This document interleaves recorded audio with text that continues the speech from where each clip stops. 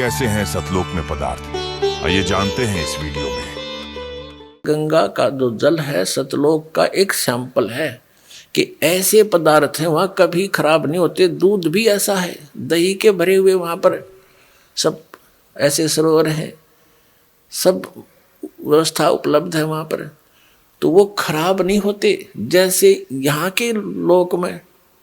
और सब पदार्थ नाश हो जाते हैं, वो खराब हो जाते हैं। गंगा जल खराब नहीं होता। ये सतलोक से आया हुआ एक सैंपल है आपके लिए कि ऐसे पदार्थ हैं वहां पर जहां आपको वापस जाना है, जहां से आप आए हो। ये जो दास आपको बता रहा है ये कोई लोक वेद नहीं, कोई डूम भाट के गीत नहीं, ये गॉड गिवन ज्ञान है। कबीर भगवान ने बताया है, वो स्वयं आकर ज्ञान दिया है और आंखों देखा महापुरुषों ने देखकर फिर अपना बयान किया है सच्चाई को। वो ही आपके रूबरू दास कर रहा है। इसने कति ऐसा मान लेना, बिल्कुल फाइनल समझ लेना। इसमें अगरम मगरम की जगह में छोड़ रखना।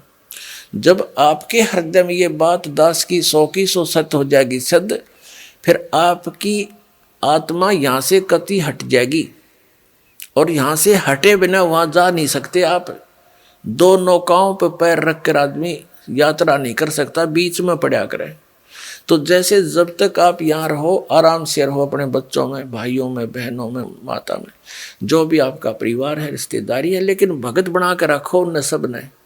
और वो भगत नहीं होंगे, आपकी आस्था रहेगी तो फिर आपको ये लटका लेंगे। तो बच्चों को भी नाम पर लगाओ। और फिर भी कोई नहीं मानता है, दुर्भाग्य है, तो डगमग ना होना। इस ज्ञान को आधार बना के आपको ये सोच लेना चाहिए कि आप तो यहाँ रहने ही नहीं हो। आपके बेटा है चाहे बेटी, कितने अच्छे हैं, पोता है, पोती है, जोते हैं, जोती है, या कोई कार कोठी है, तो आप तो यहाँ रह ही नहीं सकते। ये आपके हैं कैसे? जब तक आप इनके साथ हो बिल्कुल प्यार से रखो। ये उस परम पिता के बालक हैं। जैसे एक नौकर रहता है, उसको ड्यूटी लगा दी जाती है धनी यानी मालिक के द्वारा कि मेरे बच्चों की देखभाल कर, और ये पैसा ले इनकी खर्चे का। तो उस नौकर को मालूम होता है उनकी कितनी केयर टेक रखता हो कि कहीं ये नाराज ना हो जाए, इनको कोई दुख ना हो जाए, शिकायत हो जाए, मालिक तेरी नौकरी से बर्खास्त ना कर दे। उसके अपने बच्चे ना होते हुए भी वो उसके हृदय से सेवा करता है उस समय। लेकिन जब उसको नौकरी से निकाल दिया जाता है, उसमें उनकी ममता नहीं होती। उसको पहले पता था कि ये तेरे नहीं, ये मालिक के बच्चे हैं।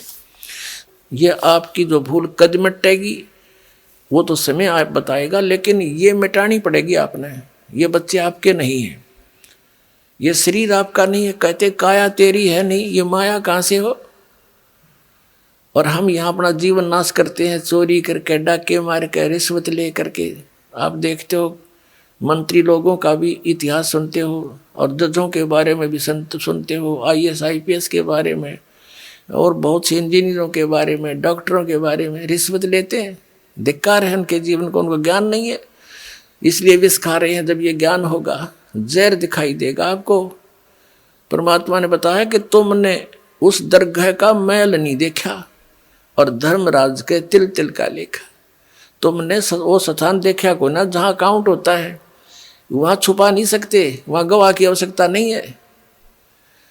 आप जो भी कर्म करते हो, आपके अंतःकरण में वो फिल्म की तरह गुप्त चित्र अंदर अंकित होते हैं, और इसकी एक कॉपी धर्मराज के दरबार में ऑटोमेटिक डेली चली जाती है। जब आप वहां जाओगे, आपकी RDX वहां तैयार पाओगी और ला के कंप्यूटर में, और आपको खड़ा कर देंगे सामने, अब देख तेरे कुक्रम और सुक्रम।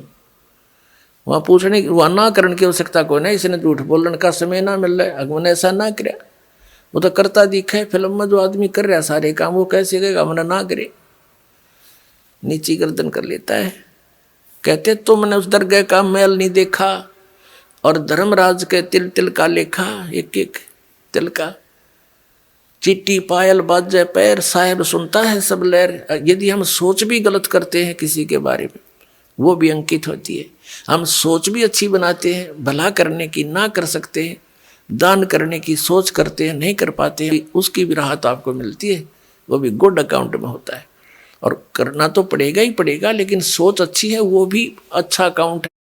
और सोच बुरी रखते हो, किसी के बुरा करना चाहते हो, तो वह भी लिखी पाओगे आपकी। तो परमात्मा कहते तुम इसलिए यहाँ गलती करके फंसे रहते हो, तुमने उस परमात्मा के न्याय स्थल को देखा नहीं है, जहाँ पर एक एक नए पैसे का अकाउंट आपने पूरा करना पड़ेगा। जो किसी का बुरा किया है, किसी का लिया है, दिया है, वह पूरा करना पड़ेगा तुमने। तो उसके लिए अब हम आपको एक परंपरा बताते हैं। ये ना समझना कि ये नियम सख्त हैं, ये बहुत आसान नियम बना दिए आपके। किसी से पैसे लेते हो फिर उसका देना पड़ेगा, ये कोई बालकों का खेल है। जैसे कोई रिश्वत लेता है या किसी और 2 नंबर से बकवाद करके किसी से ठग लेता है, वो पैसे उसने देने पड़ेंगे। इसमें ना किसी और जन्म में वो दामाद बन के ले जाएगा और खुश होकर देने पड़ेंगे और कई गुना हो जाएंगे तब तक। तो सिर में दर्द करने की आवश्यकता नहीं है ये।